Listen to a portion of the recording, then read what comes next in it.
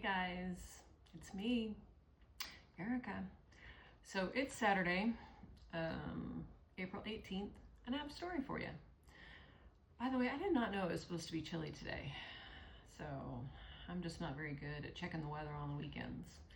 Anyway, so a few months ago, I don't know, 6, 7, I don't know, time is fuzzy. My girlfriends started playing pickleball. Yeah. And they kept asking me, or, a lot of my girlfriends did, it's all the craze right now, no big deal. And they kept asking me, people kept asking me, you should try to play pickleball. And I was like, no. I've had like 4 knee surgeries from soccer and hockey. I don't think that's a good idea for me. I'll get hurt again and I can't, risk another knee surgery. But anyway, so I can't really remember how it all came to pass, but eventually I was like, fine, I'll come out and try, but I'm only going to give it like 10% and we'll kind of see how it goes. And this was before my reoccurrence. And I really enjoyed myself. And I realized it wasn't really any pressure on my knee because, my friends and I, we keep it on a pretty low-key level. And then I had my recurrence, which of course put all of that stuff on hold. And then I get to the point where I'm kind of like, wanting to get out of the house. And so I start to go watch my friends play pickleball. And I had to like had to take an Uber to go watch them play, which, then kind of got me the itch to want to play. And eventually, once my blood work got to a healthy level, I wanted to actually try to hit the ball. And I'll tell you, that first time after my surgery and my blood work was of healthy level, when I tried to hit the ball, cognitively, I had such a hard time. But I also realized that it was a great cognitive exercise for me because it required brain, hand, eye coordination, which was really great for my brain in the healing process. And the other thing about pickleball was that it was a very social activity because I was doing it with my girlfriends, as the people that I love most. And we would play pickleball and then we would go out for brunch or lunch afterwards. And I obviously didn't want to miss out on hanging out with my girlfriends. And bless their hearts, they are the best teachers and they're the most patient teachers. So, and I guess because of me growing up being an athlete and playing collegiate soccer, I had some natural ability, even though I've played tennis before, not much, but enough that I had, I guess, enough natural ability that I could at least kind of figure things out. Although the whole scoring system still blows my mind.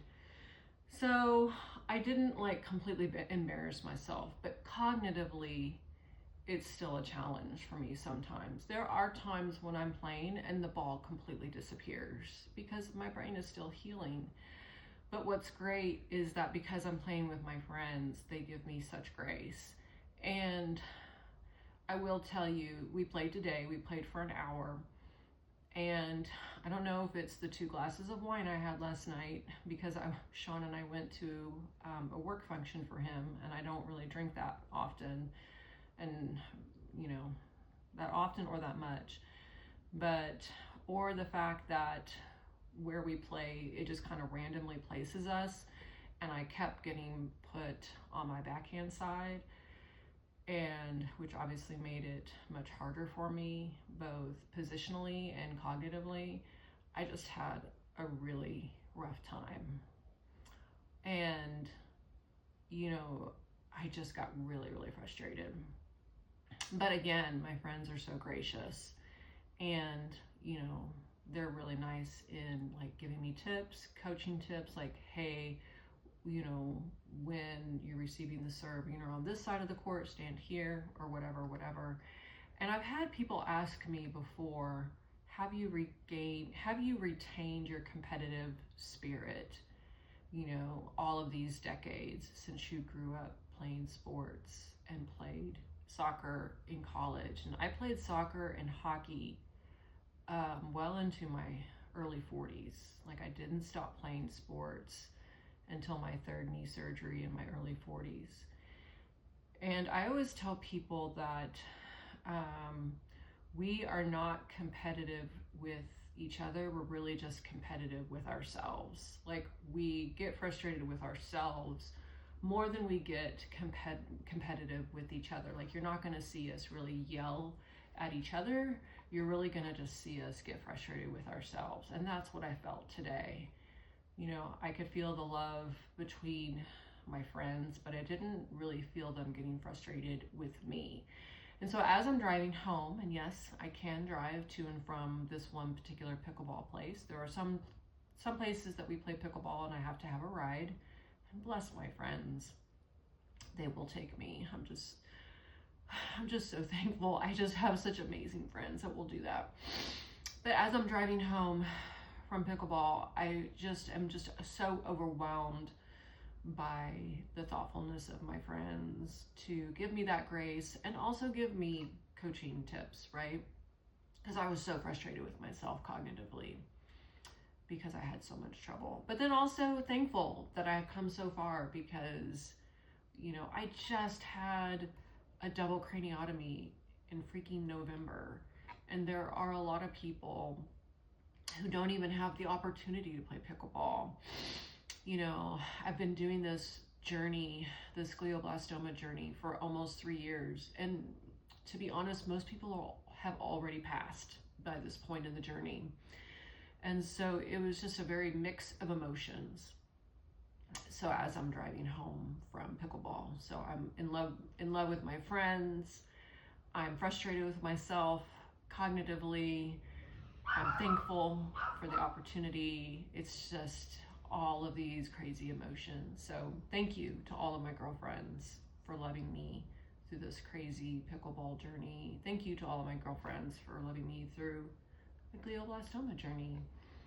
And if you're out there and you're watching this and you have glioblastoma, it's okay to try something new, even if it's hard. It's okay to try something new and it's hard and it makes your brain think in a different way.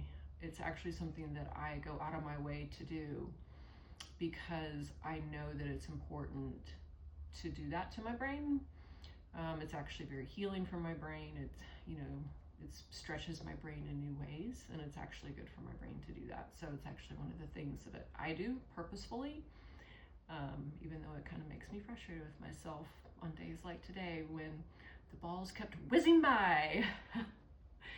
Anyway, so that's my story for today, my glioblastoma story of the day. Talk to you guys later. Bye.